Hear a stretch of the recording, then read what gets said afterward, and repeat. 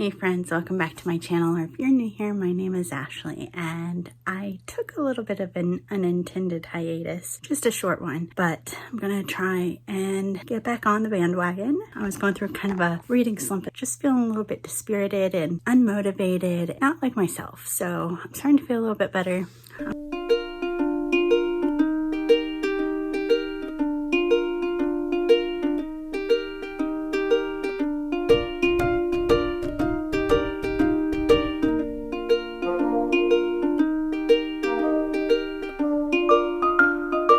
Today, I am starting a reading vlog. That's kind of why I'm jumping back into things, because I really want to do this one. This vlog is going to be all about reading books for September 11th. So September 11th, 2001 is when our country was under attack and the two twin towers fell. I was a senior in high school. I remember it vividly. Luckily, I was not a person who lived close by or knew anyone who lived in New York City or anything like that, but it's still a very iconic time.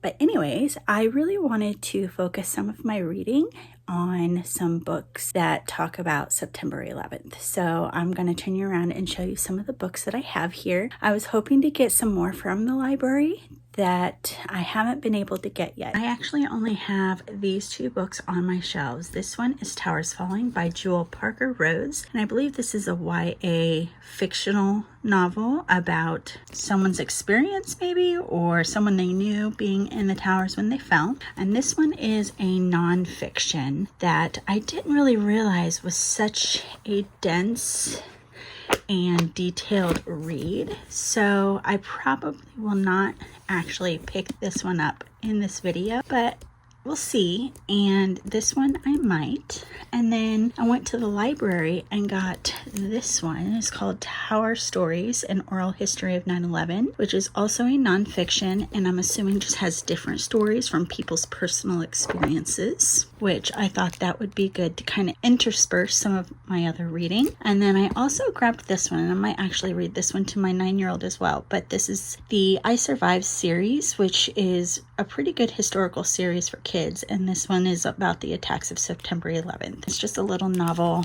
middle grade, I would say, maybe even upper elementary. So I've actually never read any of these, but I thought this might be just like a quick, easy read, and maybe one that I will read to my daughter and kind of go with that. And then I'm hoping to go pick up some more pictorial nonfiction books from the library to go with these that I can flip through and just hopefully learn a little bit more amongst all of these. So I'm sitting here looking, and I think I'm actually going to start with the Tower Stories and just kind of read through at least one, maybe two or so of these and see how that goes. And then I will probably go ahead and jump into this one. This one is pretty short too, so it shouldn't take me too long to read. Today is September 8th, I believe, or 9th.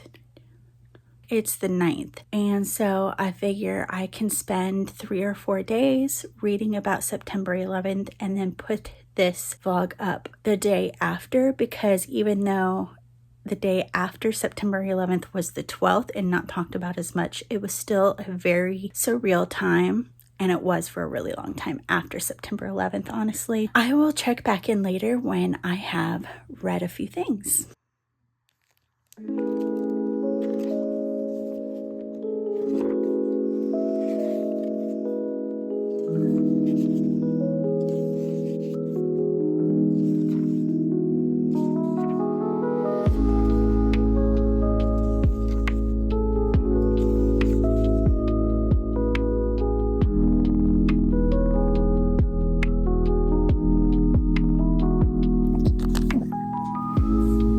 This is Ollie.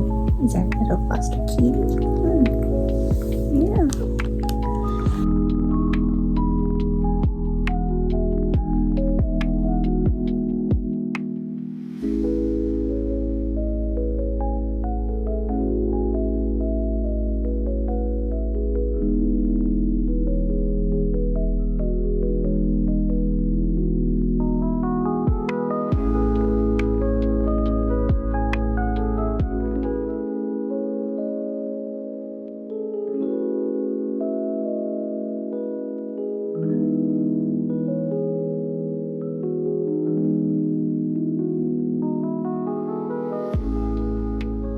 There are 5 sections of this. I have read through the first section, which are viewpoints from people who were in or around the actual towers, and just some of the stories are just amazing. Like,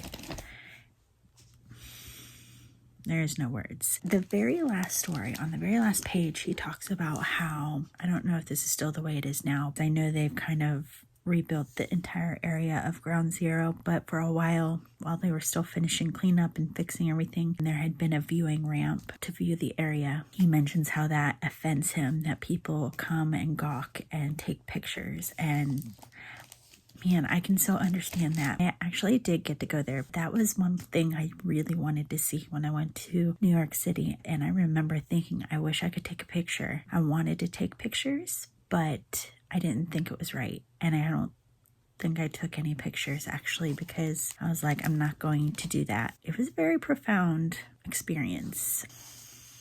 Yeah, so anyways, I am on page 135 in this, and like I said, that kind of goes through different sections. The first one was all stories from people who were either in or right near the towers, and the next section is all stories from people outside of the towers, and then the section after that is from Ground Zero and the volunteers. There's a section of stories from people concerning the aftermath, and then there's just a few in the last section on viewpoints, which I'm not quite sure what that's going to be about, but I am finding this very interesting so far. But I think that's all I'm going to read tonight in this book here, and I think I might go ahead and start this one for some reading tonight as well. I do not think we're going to start the I Survived book, but maybe tomorrow or the next day. Anyways, that's all I have for you today, and I will see you tomorrow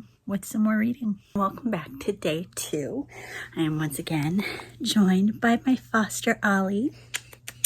We are finishing a full day. We did a bunch of homeschooling. You can see some of my youngest books still here. We have history and literature. We are reading Charlotte's Web and a book on Spain. She has a Spanish project to do. I took her to piano lessons and did some work when I got home. Now I get to relax and do some reading. I think I'm going to go ahead and pick up this one just for a little bit. I've been anxious to get back to this one. So far, it's decent. This is about a little girl whose family is not well off. She and her little brothers and sisters are living with their mom and dad in a homeless shelter, and so she's going to new school. You have to suspend your belief just a little bit because she is in Brooklyn and has absolutely no inkling of an idea about the Twin Towers or what happened on September 11th, and her class is starting to learn and dig into some of those things, and she's not understanding because she's never learned about it. I find that a little bit hard to believe. But other than that, I think this is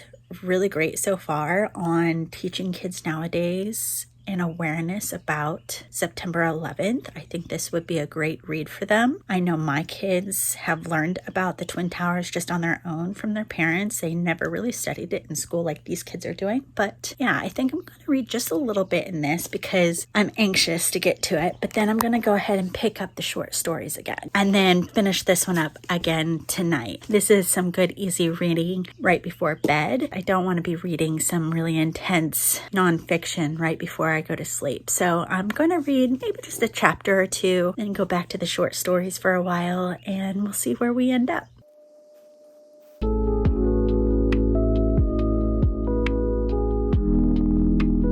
Hey guys, sorry I never got back to you last night, but I am back for day 3, and last night I did finish Towers Falling. This is a middle grade novel about a girl learning about the Twin Towers for the first time. I'm gonna turn this away so that it's not so bright. I actually really liked this for what it was. You had to suspend your belief a little bit, but overall I think this is really good and probably a really good teaching tool for like upper elementary to lower middle school ages that maybe haven't been exposed to September 11th. I rated this 4 stars.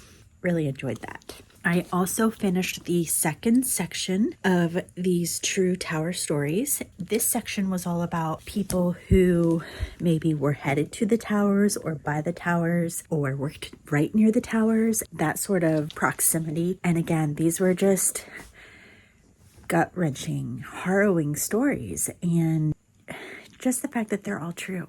Like, I can't even imagine. I can't even fathom what they went through. Like, I know how hard it was for people across the country, and we weren't even there. We didn't even have firsthand experience. These stories are just so raw and real. These are word for word, for the most part, direct from the mouth of the person who experienced the story. I'm really glad I did this, is all I'm going to say. I don't know what else to say. So I am actually going to read some more of this today and probably tomorrow, because I am right about halfway through. I don't know if I'll actually end up finishing this, but the next section is about the ground zero searching and volunteer workers in the aftermath of September 11th. I am actually a little eager to get to those stories just to continue really remembering, because we will never forget.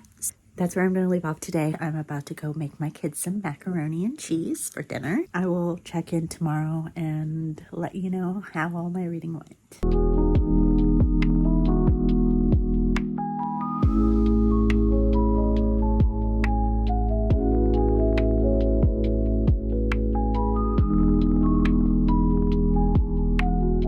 Okay, so last day and a little wrap up of the vlog. I actually didn't read as much as I wanted to, but that's okay. I did finish one and I got a little over halfway through this one. I don't think I completely finished the section about ground zero and volunteers. I think I read about half of it. I'm going to keep reading it, but I wanted to go ahead and close out this vlog. I'm really happy that I did this. It was kind of an enlightening thing to read real life stories from those who were at the Twin Towers during and after September 11th. I don't even know what happened to it, but we did not read the I Survived, the 9/11 attacks, or the Twin Towers. I forget what the title is, but I may still read that with my 9-year-old. We have been trying to catch up and read The Rescuers for our pod schools. We're almost done with that, so then maybe we'll read it. Anyways, that is all I have for this video. Thanks for watching. If you made it this far, please leave me a comment in the comments down below or an emoji. Let me know you are here, and I will see you next time. Bye.